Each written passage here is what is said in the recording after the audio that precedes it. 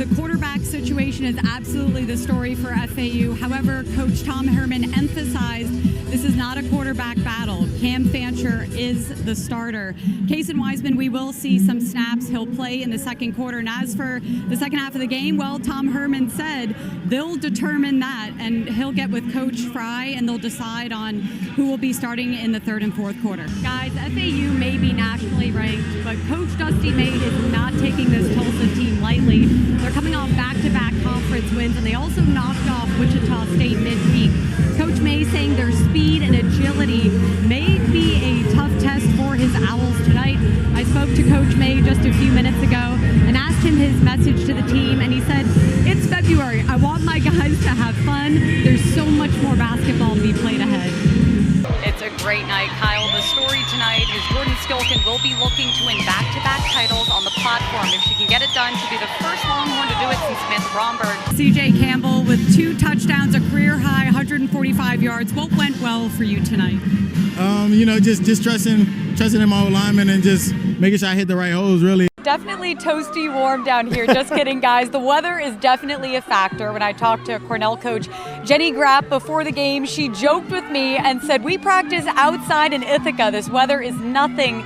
Our team is so ready for this game."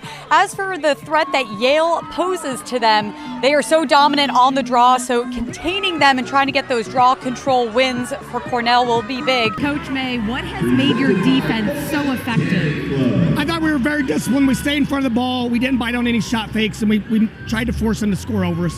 What is your message to the team at the half? We have to take much better care of the basketball.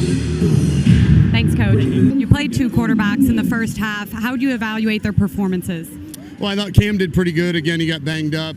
You can tell Kason is nervous, and we got to settle him down. You got to get those guards going. Hubbard and Perry have a combined only 3 points, so FAU definitely needs that spark here in the second half. And if you're Stetson, you want to keep that zone tight. Prevent Rosenthal from turning and being able to reach the basket. This Vanderbilt team hosting this year's tournament. They're at home. What type of an impact could that have today? A big one. They're facing a tough test in Florida, who's perfect in conference play.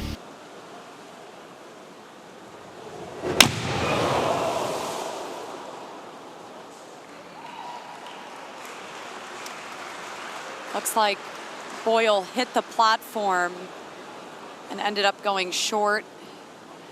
She is finishing her competition, finishing what she started. Talk about a competitor, a fighter.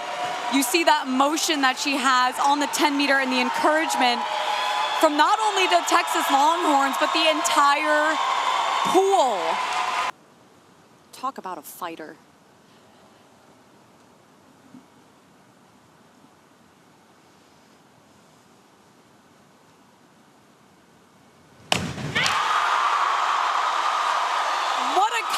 Are you kidding me? My goodness, high snap. Rogers is looking in the air, can't find it.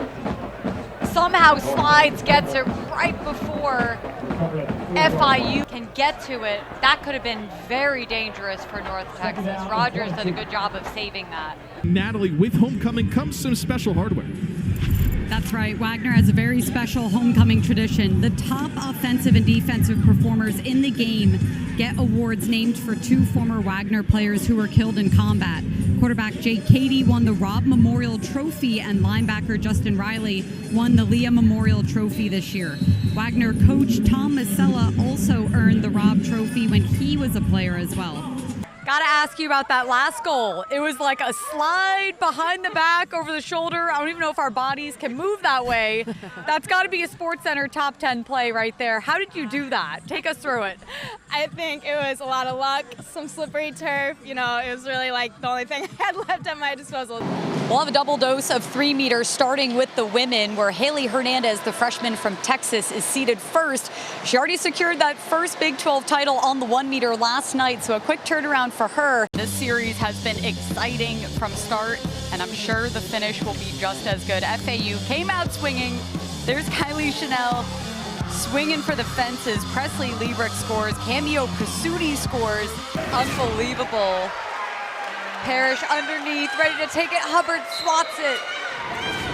Just mean. On the other side for the Princeton University Tigers, Natalie, Corey Andonovsky, the senior, he's been dynamite this year. He's been the leader on offense for the Tigers with 18 points, and he's especially deadly on the power play where he's scored 5 of those 8 goals. The senior just needs 2 points to pass his career best of 19 from his sophomore season. He's assisted on the overtime game winner against Dartmouth in the 2020 ECAC playoffs. That was the last time the Tigers and Big Green met on the ice. Walsh is off to a really fast start. You got a really nice close-up shot from our crew here of how still Walsh's head is the entire race, and her flip turns are so efficient.